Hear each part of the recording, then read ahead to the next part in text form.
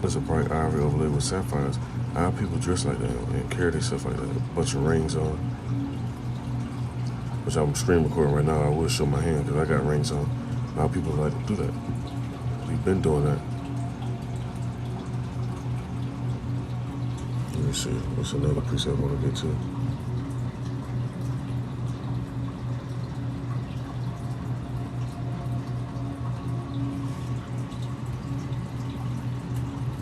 Song of Solomon, chapter 1 verse 5, it says, I am black but comely.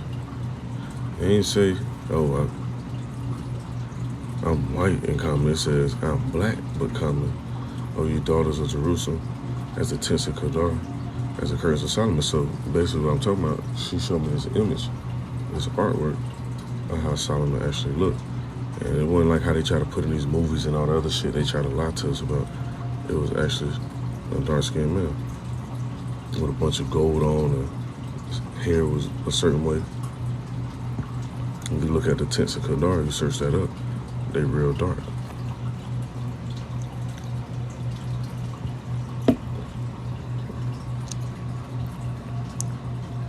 So all that, where you from, where you come from, and originally where people come from, even if you do an ancestry,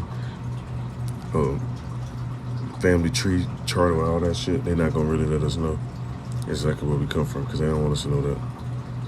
At the moment we wake up, which you have people waking up, but as a whole, the moment we turn to our power and start walking accordingly, that's when they should start collapsing quicker and quicker, what you see going on now, because everybody not gonna really try to do this and get right, or call themselves calling on Yahweh, trying to actually apply the laws that was given to Moses on Mount Sinai. They still want to be in Babylon, in America, talking about, oh, our great-grandkids gonna live and all that shit. No, Babylon through, man. Ain't none of that shit going on. And if you really want that, you bugged out, because with all the stuff that's gonna happen in this place, you wouldn't want better. You wouldn't want your people to actually be able to dwell in peace, having to ride around like that video I showed Esau harassing you. You ride in a nice vehicle, they want to pull you over and shit. You still want to continue to live up under that? I'm gonna let this place alone. They didn't leave any records. Lady Hussey went on. No, but dealing what? with Edomites talking about where you from and go back to your land. And then the irony of this shit, every place we go to and set up, because our people try to go to these different areas and conduct themselves in the right manner, serve the Lord, invest in their abilities. You saw red ass want to come over there and invade some shit and call themselves recolonizing our people. Trying to say we living wrong. My people, lady. What is this? Lady Hussey, oh, I can see I'm going to have a challenge getting you to say where you're from. When did you first come here? See, look at that. Lady, I am a British national. My parents came here in the 50s. Oh, I knew we'd get there in the end. You're Caribbean. No, lady, I am of African heritage, Caribbean descent, and British nationality. Another guest at the reception heard the exchange. It made us feel like perhaps we're not welcome, perhaps we don't belong here. That lady, you know, I don't know her personally or none of that. I'm sure she know a little bit of history, because she's over there in that region where there's a lot of libraries and different stuff that they don't really have over here, as far as books. She could have hit her with, where you from? What about Mount Seir, Mount Petra, and the Caucasus Mountains and all that shit? Talking about where I'm from. And you can be pretty sure that a white woman wouldn't have been on the receiving end of a line of questioning like that. Buckingham Palace said it took the whole incident extremely seriously. It went on, in this instance, unacceptable and deeply regrettable comments have been made. The individual concerned would like to express her profound apologies for the hurt.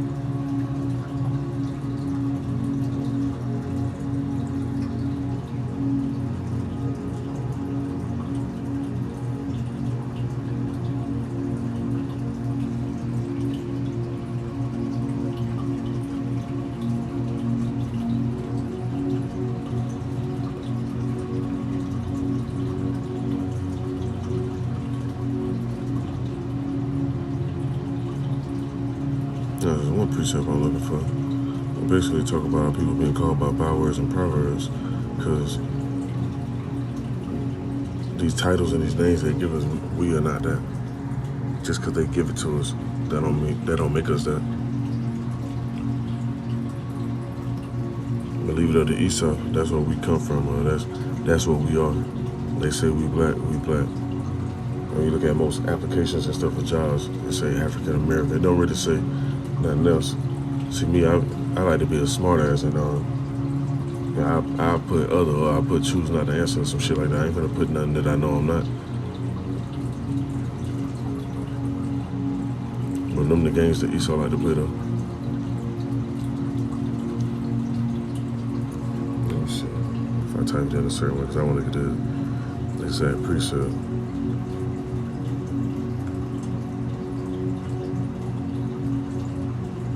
The edification sake.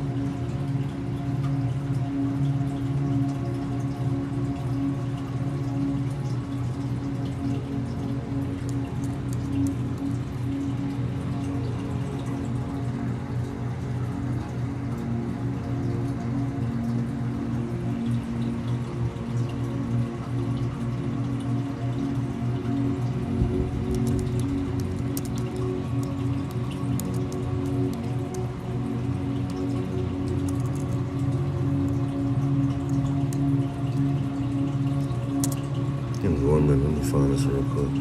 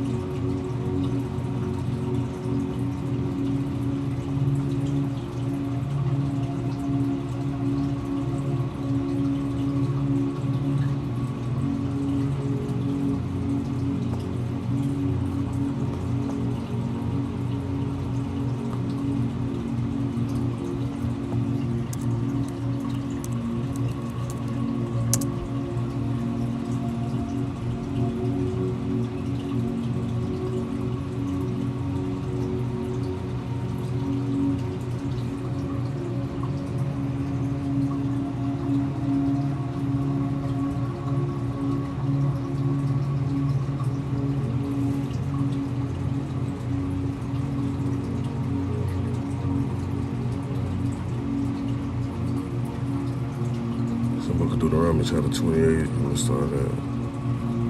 Let me see.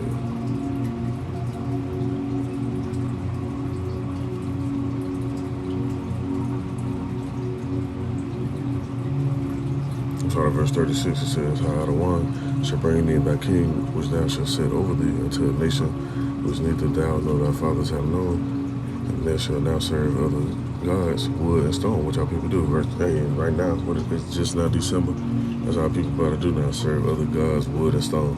Now it says in verse 37, "And thou shalt become an astonishment, a proverb, and a byword among all nations, whether the Lord shall lead thee." So that's why when you go to this video I was just playing, I saw this lady talking shit to my where you from and where you come from, and you from Africa, where your people from, and all that other stuff like that.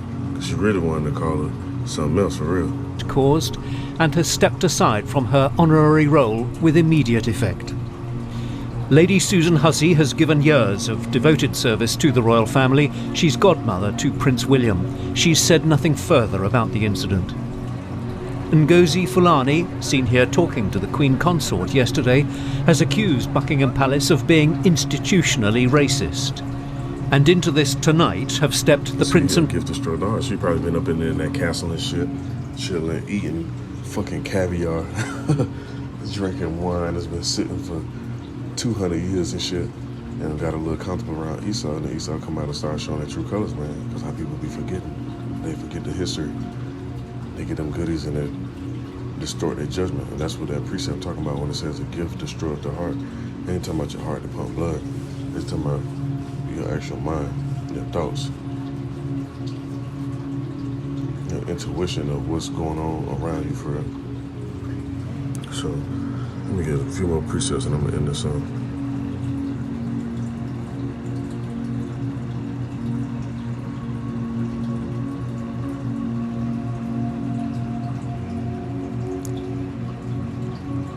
Book of Psalm chapter 83, verse 3, it says, but then I'm sorry, verse 2, it says, for lo, thy enemy shall make a tumult, they that hated thee. Who hated us? Come on now, this ain't rocket science, man. I know these parables and all this stuff is in here, but this ain't rocket science. Who hated who on this earth the most? It said, they that hate thee have lifted up the head. They have taken crafty counsel against our people and consulted against our hidden ones. They have said, come and let us cut them off from being a nation, that the name of Israel may be no more remembrance. So, you have that land over there right now. That name's still in remembrance, but the actual people of that land, they try to act like they don't remember. That's why they had a term, the lost tribes. The tribes were never lost. They just were scattered. And then Esau set out, I should say, took voyages to find out where we was at. Now verse 5 it says, for they are consulted together with one consent, they are confederate against thee, the tabernacles of Edom, primarily, and it says of the Ishmaelites, of Moab and the Hagarians. That's why, let me read on some more. It says, Gabal and Ammon and Amalek, the Philistines, the inhabitants of Tyre, Assur also joined with them. They are hoping the children of Lot, Selah. So that's why you have this as well. Amos 9:11, which is one of my favorites. Let's see.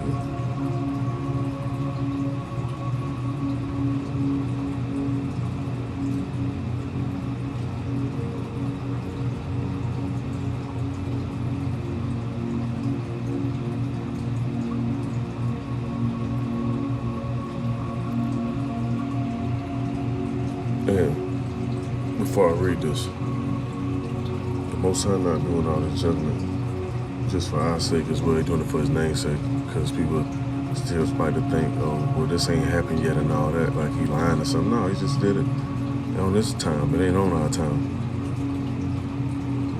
And the time in the spiritual realm and on earth is totally different anyway. But it says in verse 8 in the book of Amos, it says, behold, the eyes out of wine, Yahweh are upon the sinful kingdom, and I will destroy it from off the face of the earth. Saying that I will not utterly destroy the house of Jacob, which means, like I mentioned in the other video, it's not going to be no end of the world. It's going to be the end of Esau world, that shit that they got set up. It said the Lord.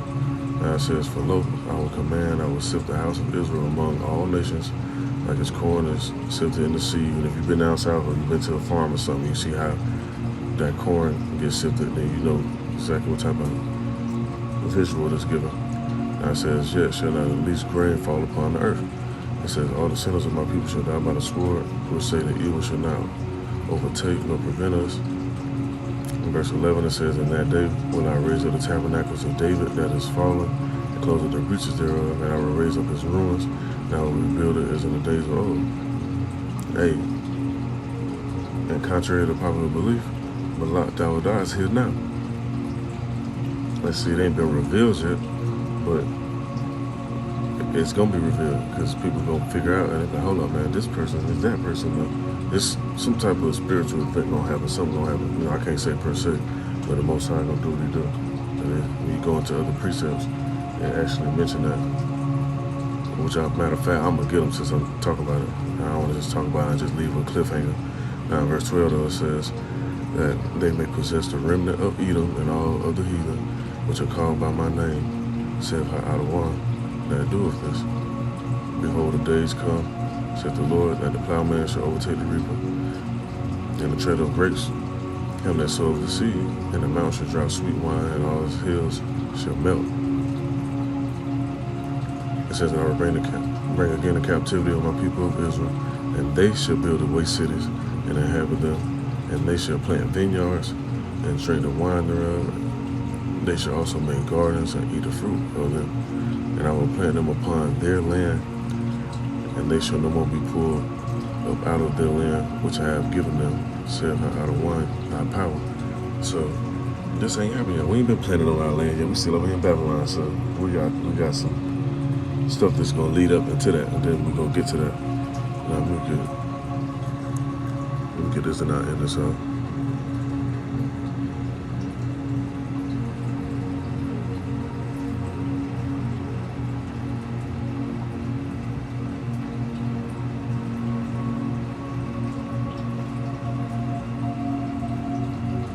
Let me see exactly where it's at.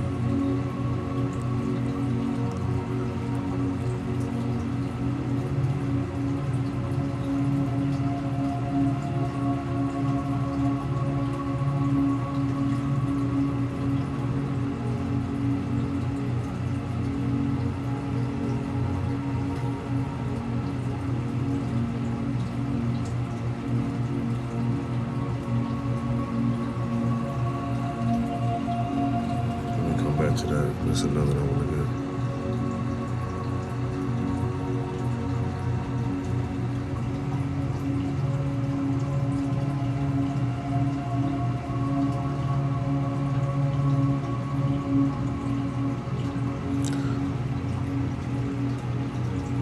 It's the book of Hosea. That's what I was looking for.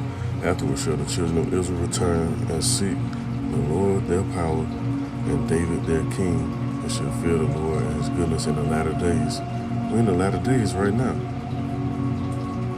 Because when lockdown I already passed when this was written right here. The book of Jeremiah, chapter 30, verse 9, it says, but they shall serve the Lord their power, and David their king, whom I will raise up unto them. Now I'm going to go back to this other one, and I just end this off. And so we just being brought back into remembrance because we already knew these things, all this stuff, and these precepts. We already know them. We already went over them. Hey, some people actually took part in writing them. There's no new thing under the sun. That which has been done is that which shall be done. So our people actually had part in putting these scriptures together like that. Let me see.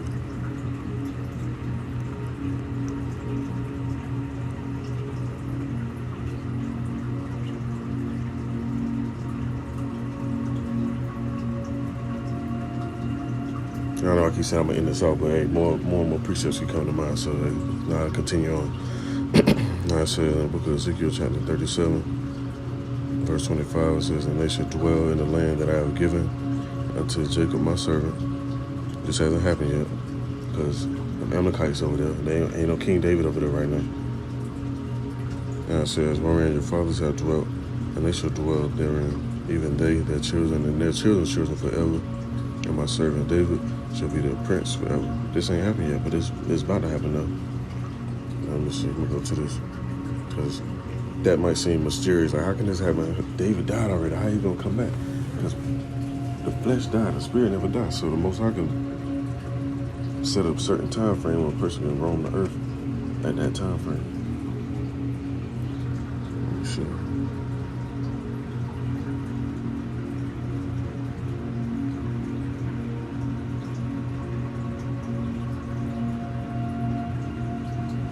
I'm going to just end this off with this. It says in Ecclesiasticus chapter 39 and verse 24, it says, as his ways are plain unto the holy, so are they stumbling blocks to the wicked.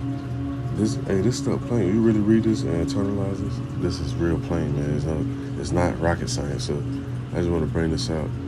I don't want to watch this out. It's edifying. Call all y'all about Shalom to the left.